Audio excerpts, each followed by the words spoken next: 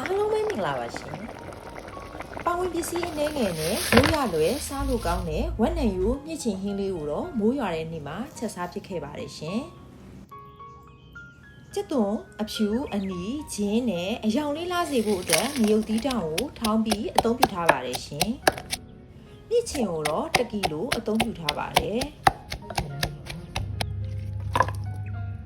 ရေဆေးသန့်စင်ပြီးတဲ့ဝက်နံရိုးတွေကိုတော့စားဟင်းသီးဟင်းရွက်မုံနံနွင်းမုံ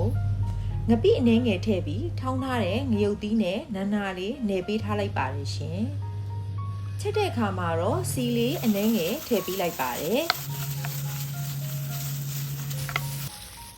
ကျမကတော့ဝက်နံရိုးမြင့်ချင်ချက်တဲ့အခါမှာမြေအိုးလေးနဲ့ချက်ခဲ့တာမို့လို့မြေအိုးနံတင်းတင်းလေးနဲ့စားလို့အရန်ကောင်းခဲ့ပါတယ်ရှင်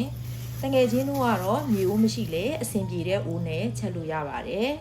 ဒီချန်နီးလေးကတော့လွယ်လွယ်ကူကူနဲ့လုံးချက်ဟင်းလေးဖြစ်တာမို့လို့တငယ်ချင်းတို့လိုက်လှုပ်စားကြည့်လို့ရပါတယ်ရှင်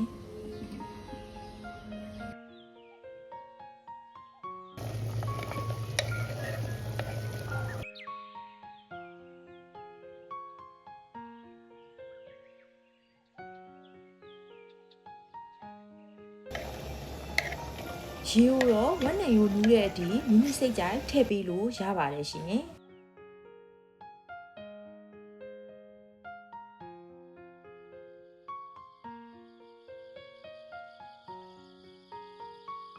ဝက်နံရိုးမြင့်ချင်ချက်တဲ့အခါမှာတော့ပင်စိမ်းမကြိုက်ရင်လည်းမထည့်လို့ရပါတယ်ရှင်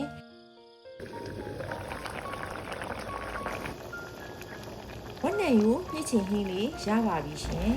အနံ့အရသာနဲ့ပြည့်စုံတဲ့ဝက်နံရိုးမြင့်ချင်ဟင်းလေးကိုစားကြပါအောင်ရှင်